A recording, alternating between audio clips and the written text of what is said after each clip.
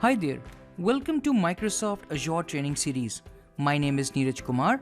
I am a cloud evangelist and enterprise architect, and I will be your instructor for this course. Hey there, good morning, good afternoon, or good evening, depending on from where you are joining this session from.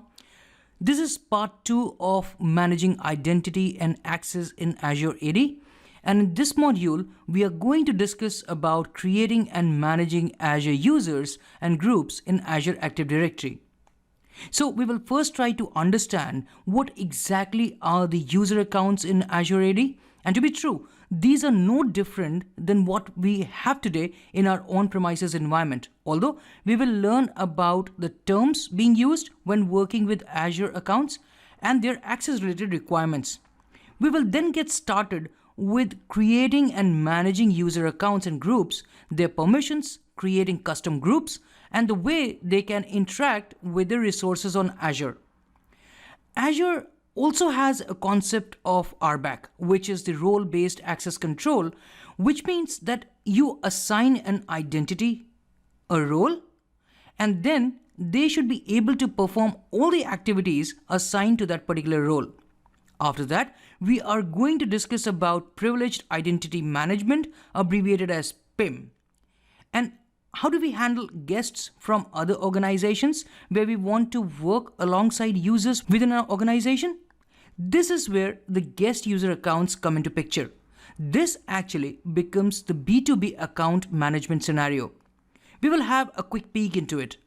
Finally, we will work with Active Directory accounts on premises to sync them to Azure using Azure AD Connect, which is a service to synchronize the users between on-premises and the Azure cloud.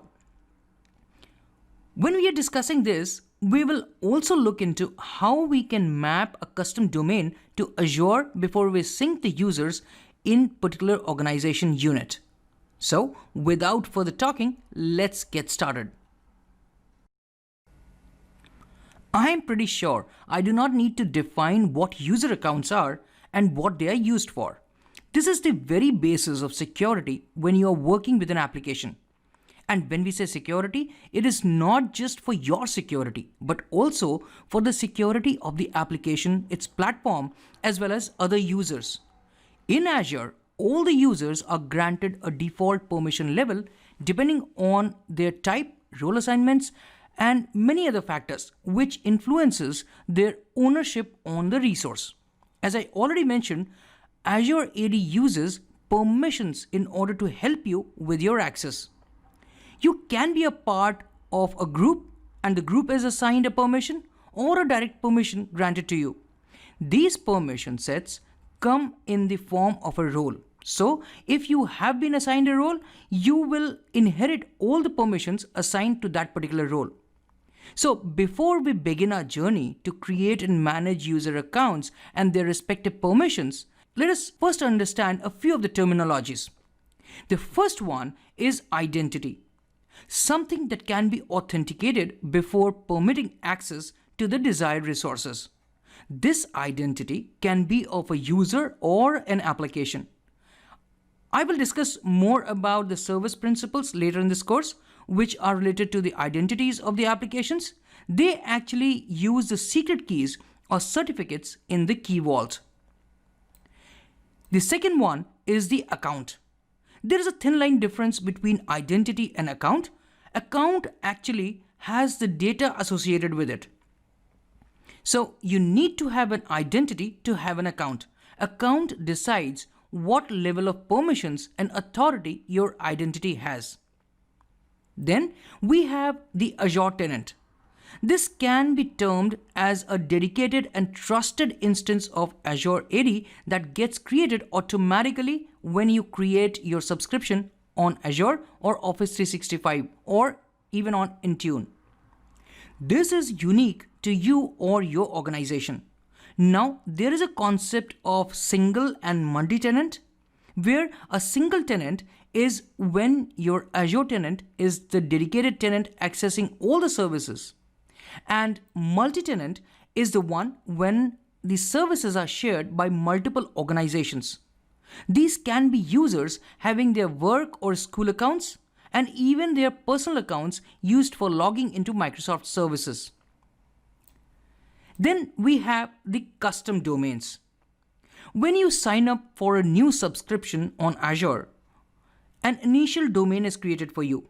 Apart from that, Azure gives us the ability to add your organization's domain name, which the users within your organizations have accounts and access the organizational resources using that account.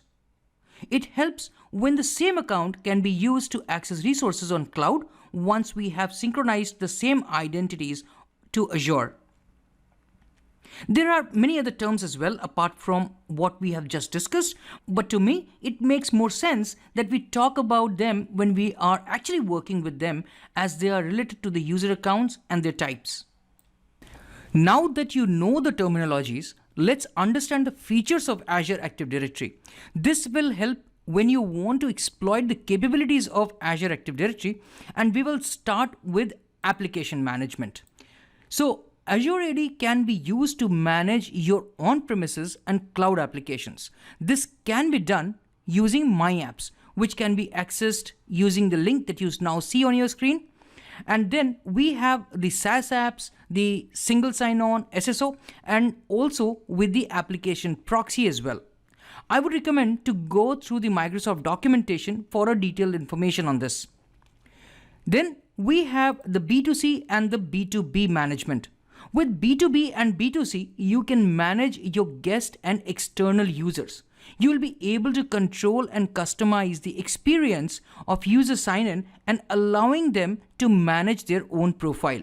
This is the case when you have a multi-tenant application and you wish to provide them with the ability to decide which OpenID to use or register themselves with the email ID, giving the end users of your application some flexibility.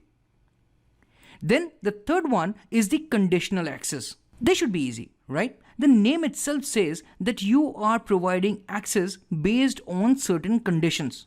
With conditional access, you can manage access to your apps. You can consider it as a tool that helps Azure AD to make decisions and enforce organizational policies.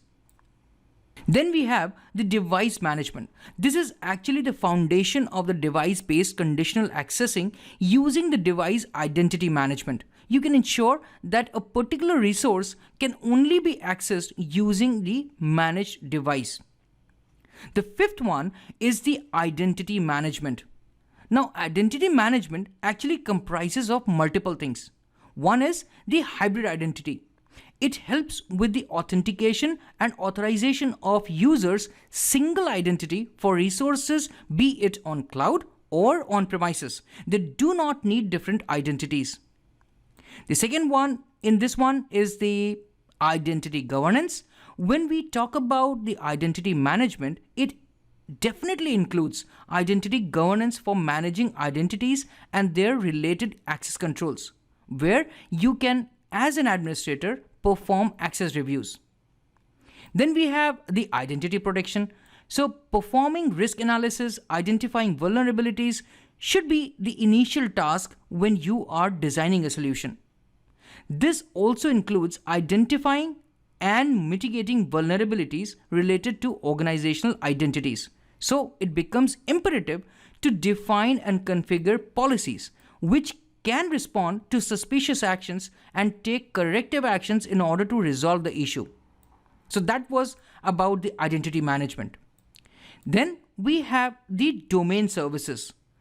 Now this domain services is one of the other feature of Azure Active Directory where you can add custom domains, manage users in that domain, and additionally, it is possible to join the VMs to the domain without the domain controller. Next is the privileged identity management. The PIM, or the privileged identity management, is a service that enables you to manage, control, and monitor access to resources in Azure AD, in Azure, and other Microsoft online services. So right now it might seem a little confusing, but Azure AD resources and Azure resources are a little different. There is a thin line difference, and we will discuss about it in more detail in subsequent modules. Each user to be assigned the PIM access, it will need a user license. So for each user to be assigned the PIM access, needs a license. It gives multiple benefits like providing just-in-time privileged access or time-bound access or approval process for privileged access, multi-factor authentication, access reviews, audit history, and multiple other things. The last one is the reporting and monitoring. You can use Azure Active Directory to get insights into the usage patterns and security of your cloud environment. I hope you now must be feeling a little more comfortable with what an Azure Active Directory is and the features it encompasses. Let's now talk about Azure Active Directory accounts or roles. So understanding when to assign the correct type of role to the right user is a fundamental and crucial step in maintaining privacy and security compliance.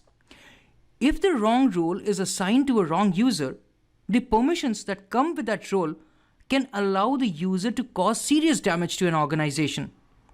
At a high level, we have the administrator roles, which allows elevated privileges to control who can do what and up to what level.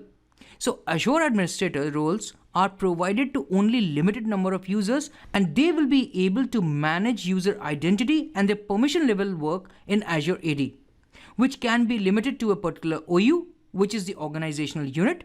You can assign different administrative roles that will allow a user to create or edit users, assign administrative roles to others, reset their passwords, manage user licenses, manage billing, which is why the account administrator, manage Azure resources like the service administrator or the owner, and whatnot. So these two roles, which I just talked about, the account and the service administrator, are the classic subscription role. One of the role, which is the global admin, is in fact the administrator of the complete tenant, as he is the one creating the tenant. He can perform all the activities without any restrictions. The second one are the member users. These accounts have a default permission level in Azure AD organization. These default permissions include managing their own profile and password reset. This group comprises of users who have recently been added, are a part of the Azure AD organization, which means that they are not guest users group. So having said that, they might not have restriction levels as that of the guest users. Then we have the guests.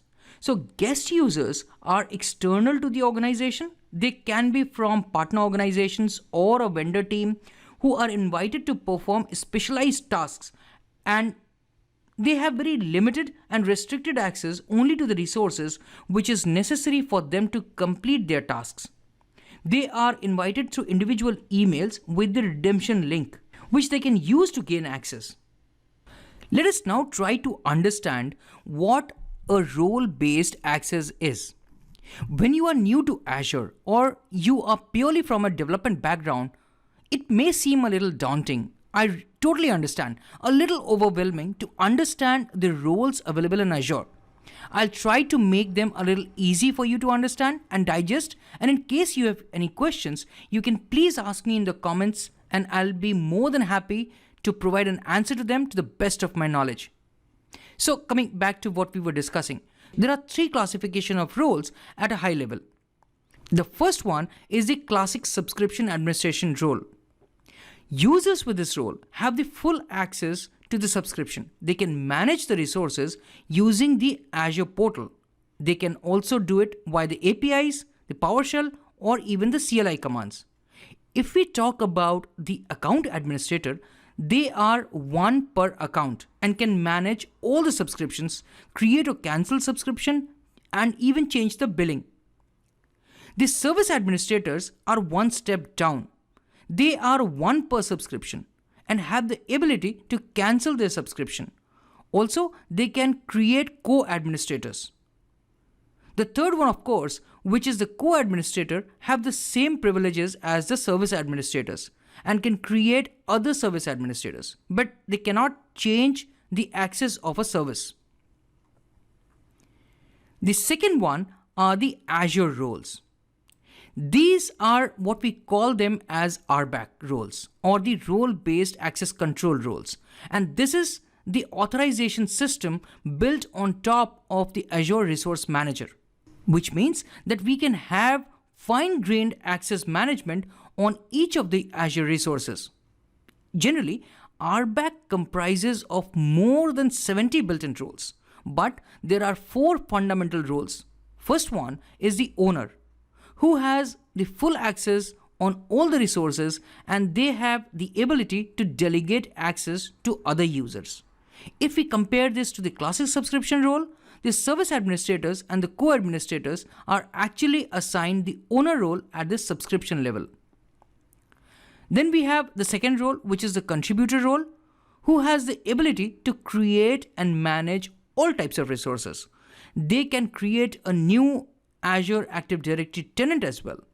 The only limitation is that they cannot grant access to others. The third one is the reader role, which has the ability to view all the resources. Short and simple, right? Lastly, we have the user access administrator, who can manage user access to all the resources. And last but not the least, we have the Azure AD roles. We have the Azure AD roles, which is used to manage the Azure Active Directory resources. Among the many roles that we have as a part of the Azure Active Directory, some of the more important ones are mentioned here, like the global admin. This role is assigned by default when a new tenant is created as a part of creating a new subscription. They have the full authority and can manage access to all the resources in the directory. Anyone who signs up for the AAD, which is the Azure Active Directory, becomes the global admin by default. We then have the user administrators, who can create and manage users and groups. They can also monitor service health and manage support tickets. Finally, we have the billing administrator roles, who has the ability to manage subscription, monitor service health, and can also make purchases. It is now time to discuss about another great feature of Azure Active Directory. It is about Privileged Identity Management, abbreviated as PIM. I told you in the previous slides that it is a service that enables you to manage, control, and monitor access to the resources in Azure AD, in Azure, and other Microsoft Online services. Since organizations always wants to minimize and control who have access to the information in order to prevent malicious attacks and theft of their data, there is a need to oversee what users are doing with the privileges that they have been granted. It will need user licenses for each user to be assigned the PIM access. It gives multiple benefits like providing just-in-time privileged access, time-bound access control, and approval process for privileged access, multi-factor authentication, access reviews, and audit history, whatnot. Additionally, global administrators and privileged role administrators are the only roles who can manage role assignments for other administrators. For Azure AD roles in PIM, global administrators, security administrators, global readers, and security readers. These roles can also view assignments to Azure AD roles in privileged identity management. For Azure resources roles within PIM, subscription administrators, resource owner, or a resource user access administrators can manage role assignments to other administrators. Privileged role administrators, security administrators, or security readers do not by default have access to view the assignments to the Azure resources roles in privileged identity management.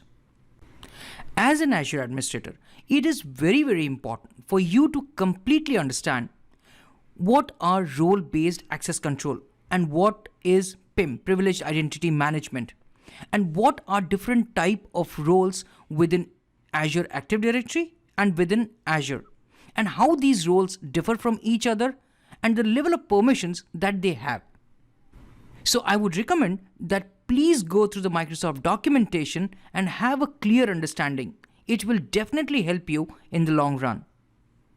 Now that we understand what privileged identity management is and its features, let us discuss on the scenarios that the privileged identity management supports. One of them is the privileged role administrator permissions. Users with this role can enable approval for specific roles. They can assign roles to other users and groups who can approve requests.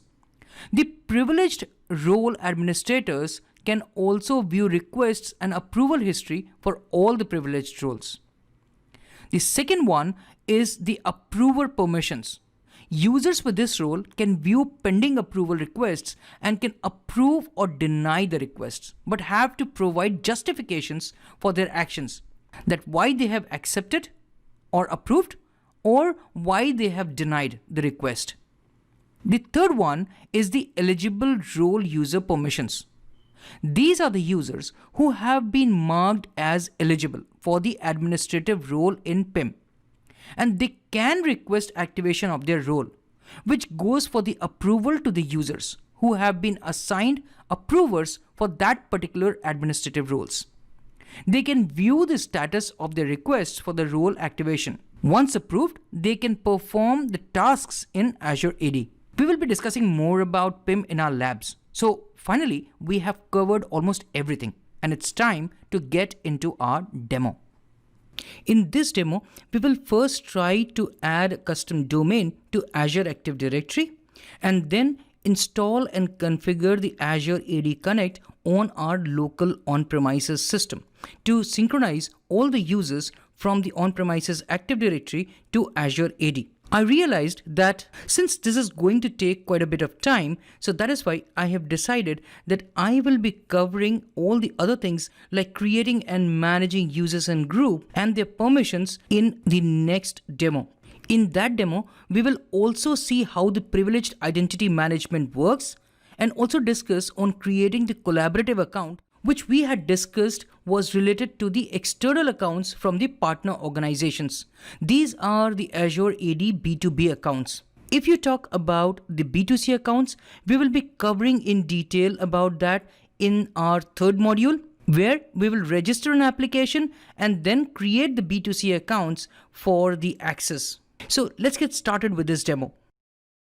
So here we are on a fresh new tenant, and I'm on my Azure portal, and you can see that it asks me to upgrade because it is a free trial. And if you go to the notifications, it shows that I have $200 credit remaining. I would recommend that you start with a free trial, do all the practices, and do it if you are new, or you can go for pay as you go.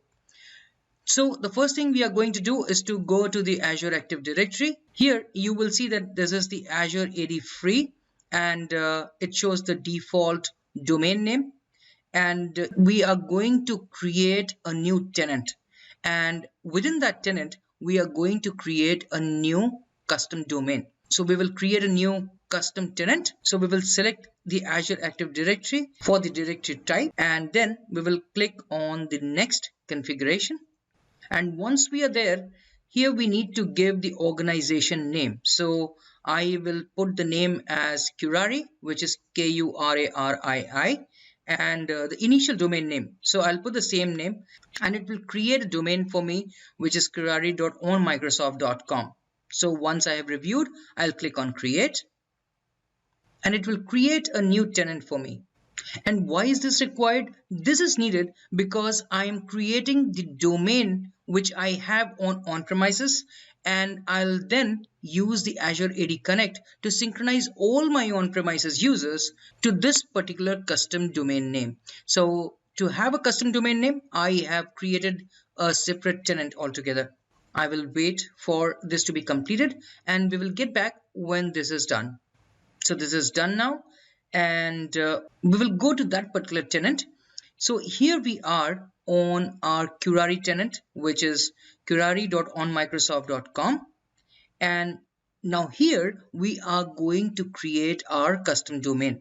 So we will scroll down, and here you see we have custom domain names. We will click on it and then click on add custom domain. We will give the same name as we have in our on-premises. So it is kurari.com. And once that is done, we will click on add domain.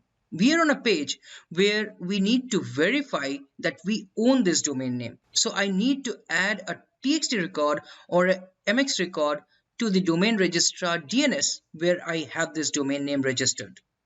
So we are on our DNS of that particular domain name, and here I'm going to add a new text record. For the host name, I'll give as @ and the txt value I just copied from my Azure portal. Once that is done, I'll click on save. I'll come back to Azure portal after adding. It generally takes up to 72 hours, but we can check whether it has been done or not. So we'll click on verify, and yes, the verification is complete. And now I can use this domain name in our Azure portal. We'll make this domain name as primary and go back to that particular tenant. So here you see that Kurari.com has been added alongside the Kurari.onmicrosoft.com, and this has been verified and is as primary.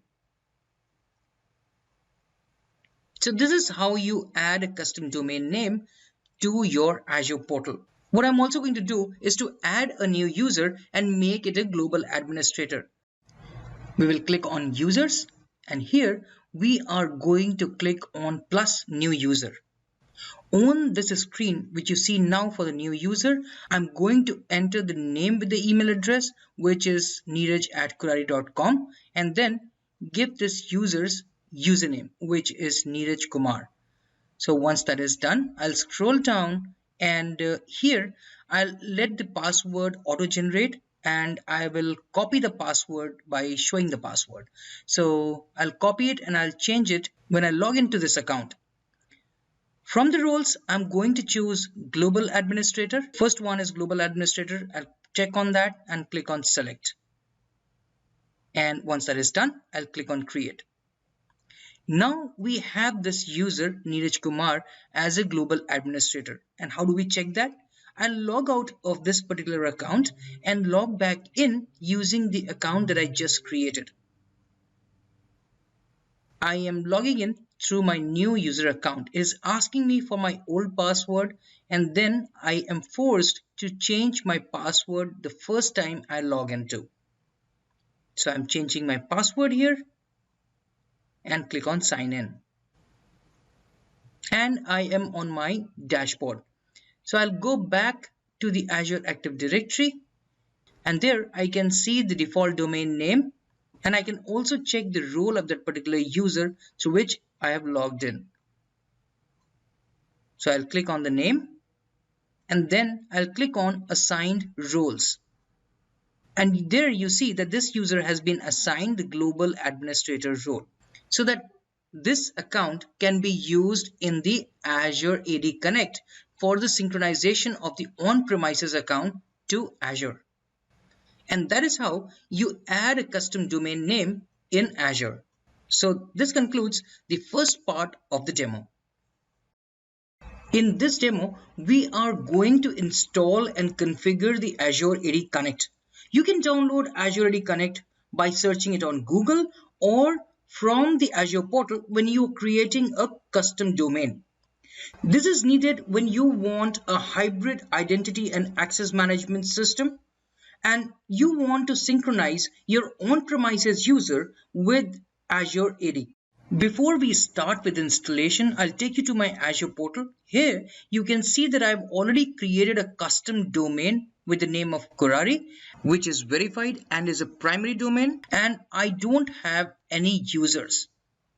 So now we'll come back to our on-premises Active Directory Domain Services system and start with installation and configuration of Azure AD Connect. So I have downloaded Azure AD Connect on my Windows Server 2012 R2 system, and this is the basic minimum requirement you need to have as an operating system. We are going to open the folder where I have downloaded Azure AD Connect. But before I install, I want to show you my Active Directory users and groups. This system has Active Directory domain services installed, and you can see my domain name Kurari.com. And if I go to users, you will see that I have 3 different users here: Neeraj, Raghav, and Ritu. These are the users that I created. Other than that, I have built-in user accounts. So these users are the users which will be synchronized with the Azure AD using the Azure AD Connect tool. So I'll click on minimize, and there I'll double click to start the installation of Azure AD Connect.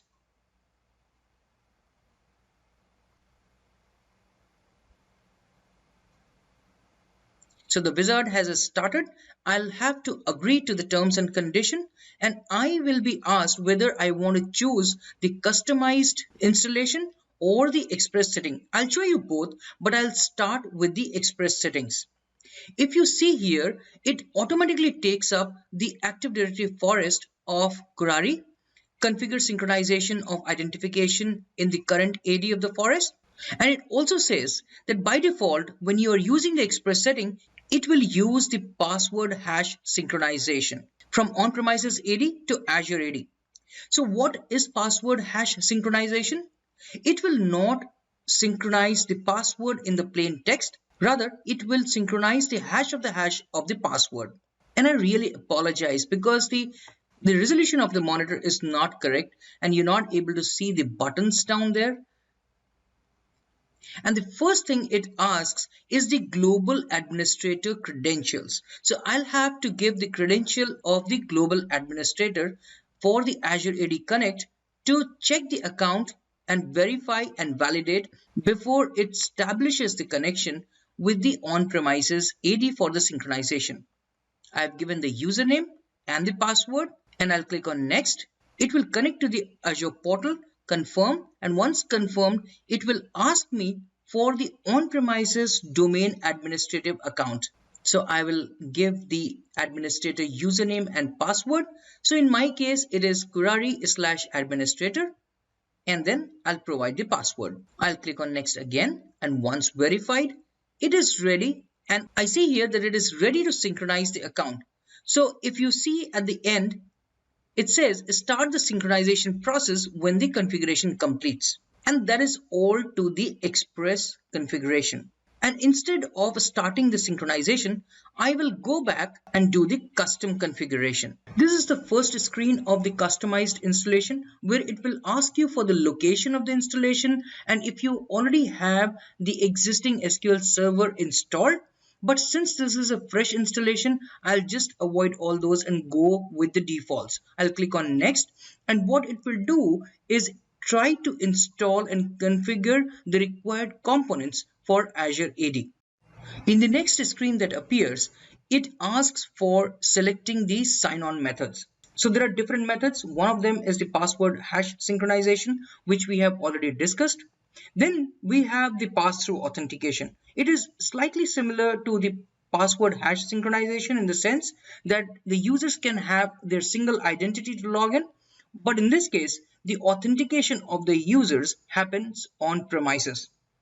The next one is the federation with ADFS. In this case, the users are able to sign into the Microsoft Cloud Services and other Office 365 using the same password as they have their on-premises. But the difference is that they are redirected to the on-premises Active Directory Federation server instance for the sign-in and authentication. Then we have the federation with Ping Federate. It is as similar as the federation with ADFS, but in this case, the users are redirected to their on-premises Ping Federate instance for the sign-in authentication. Then we have the do not configure option where no user sign-in feature is installed and configured, and you choose this option if you already have a third-party federation server. Additionally, there is an option for the enable single sign-on. This option actually is available with both password hash synchronization and pass-through authentication, and it provides a single sign-on experience for the desktop users on the corporate network. So we'll stay with the password hash synchronization for the sign-on method, and we'll click on next, where we need to provide the global administrative account credentials in a similar way that we did during our express setup.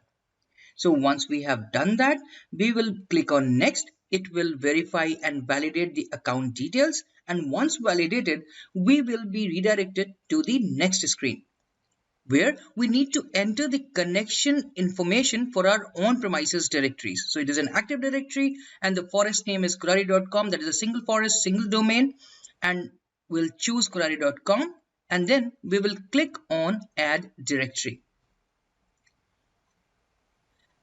Here we have to choose the existing Active Directory account or create a new account that has enough privileges to perform the periodic synchronization. I can use an existing account, but that will give me an error. And it is because as of build 1.4.18 of the Azure AD Connect, it is no longer supported to use the enterprise admin or a domain admin account as the Active Directory Domain Services Connector account.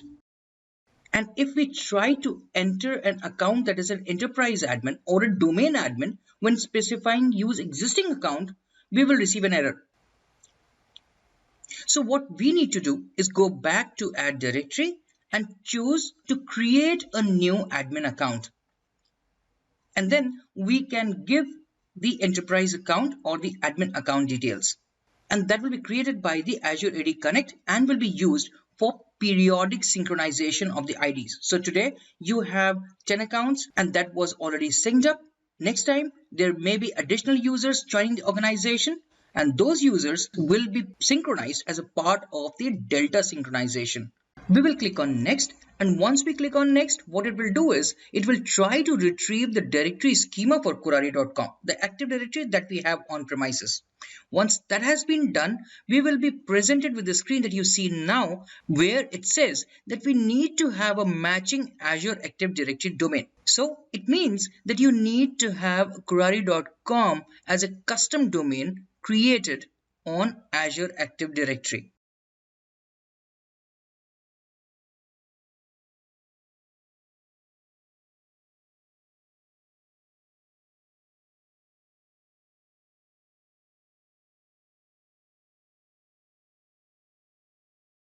It also gives us an option to select the on-premises attribute of the Active Directory to be used as an Azure AD username. So we have different options here for our domain, which is verified already. And if we click on the drop down, I have different attributes provided to us. So what we will do is we will stick to user principal name and then we will click on next. Here I have the domain and OU filtering. I can do different kinds of filtering. So I have my directory as Kurari.com, and the first option that you see here, it says sync all the domains and organizational units.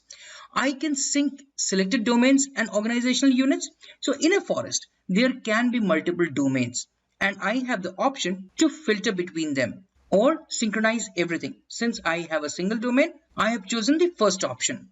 We then get an option to choose how we want to uniquely identify our users.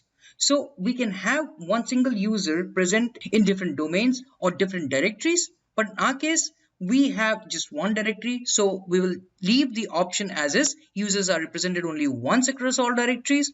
And for select how users should be identified with Azure AD, we have the option to let Azure manage the source anchor or choose a specific attribute. We can click on the drop down and select a particular attribute. So we will stick to the first option, which is let Azure choose how to uniquely identify the users in Azure AD. Once that is done, we will click on next. On the screen that you see now, you have the option to select certain users or you can synchronize all the users. See, this is relevant in the cases where you want to have certain pilot users at first and then you want to onboard other resources or other users. But in our case, we'll keep it simple and synchronize all the users. Next are the optional features. So if you remember, we already selected the password hash synchronization, which is by default selected here and is grayed out because that cannot be changed at this point. But you also get an option for password write back. What it means is, although the password is stored is a hash of the hash, but you have the option to enable the password write back. And the users will be able to change their password from here, which will be synchronized back to the Active Directory on premises. So I will leave it as is. I don't want the password to be written back and I'll click on next. We are now on the screen where it says ready to configure. and also gives us an option to start the synchronization as soon as the configuration is complete. And there is additional option that says enable the staging mode. So what does it mean is it will not directly synchronize the users with Active Directory. Rather, it will take to this staging and then you have the option to finally synchronize them. So we will not choose it and click on install. It will take some time for the configuration to be completed. So I'll pause the video and return back when the configuration is complete. The Azure Active Directory configuration is now complete, and what we can do is we can reopen the Azure AD Connect, and we will have the option under tasks that we can perform. So we have different options there. If we want to customize a setting in terms of staging or in terms of the synchronization or any other, we can simply come here and change those settings based on the requirements. So I have the customized synchronization options and I have configured device options and so on and so forth. So if I choose any of the options, it will first ask me to provide the global administrator username and password. Once I do that, it will be validated, and after validation, I will be able to perform those actions. So if we talk about the staging, it is asking me for the global administrator credentials. I will provide that. I'll click on next, and once validated, I will see a screen where I can enable the staging mode here. So for now, I'll keep it plain and simple. I'll not do that, but definitely as a learner, you should go there, install and configure different options and see how they are working and what they are intended for. So I'll close this and I'll show you one more thing, that is the synchronization service. So if I search for synchronization, we can open the synchronization service where I can see that once the configuration of the Azure AD Connect was completed, there was a full synchronization that happened to Kurari.com, and it was a full export and it was a success. It will also show you the time and date of the synchronization. Now that this is done, we should definitely go to the Azure portal and see whether the users were properly synchronized. So here we are on our Azure portal, and if we go to users, we see that Ritu Kumar, Raghav Kumar and Neeraj, all the IDs have been synchronized. One additional account you will see is the on-premises directory synchronization account. And this is the account that Azure AD Connect created as a part of the Active Directory synchronization, which will be used for this purpose. Additionally, what you should note is that all these accounts are Windows Server Active Directory accounts. As a next step, what we should do is we should go to individual accounts and check whether these accounts have any permissions or not. So we can go to Raghav Kumar, and there if we check at the assigned roles, there will be no roles assigned as such because they are recently synchronized and we can assign them roles in the Azure Active Directory. Similarly, if I go to the users again and click on Ritu Kumar and check the assigned roles, there also you will see that there are no roles assigned. Let me also show you how to assign roles to a particular person in the Azure AD. So for this, I'll go back to the main directory and then we will click on users. There, I'll select one of the users, say Raghav Kumar. And once I'm in that profile, I'll click on assigned roles. And there I can click on add assignment.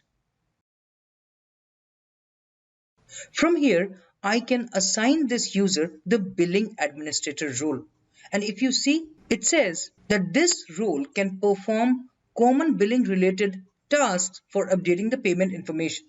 Apart from that, this role also has additional permissions outside of the Azure Active Directory as well.